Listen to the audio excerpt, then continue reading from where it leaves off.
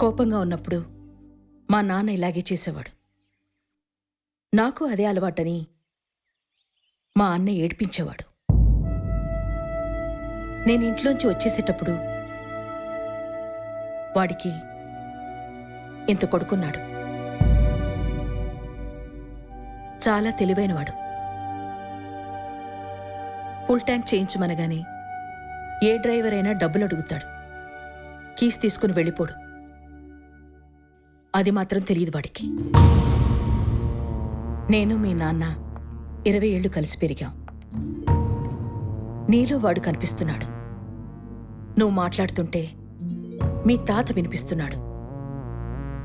ఆ మాత్రం గుర్తుపట్లేనా? ఆయన కన్న కూతుర్ను కూడా ఈజీగా గెంటేయగలడు. కానీ నాకు కారు డ్రైవర్ని తీసేయడం కూడా రాదు.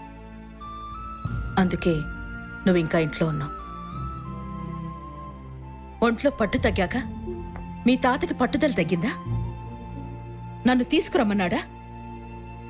మీరు పిలవగానే రావడానికి నన్ను పసుపు కుంకుమతో పంపలేదు. నా మొగుని రక్తంతో పంపించారు.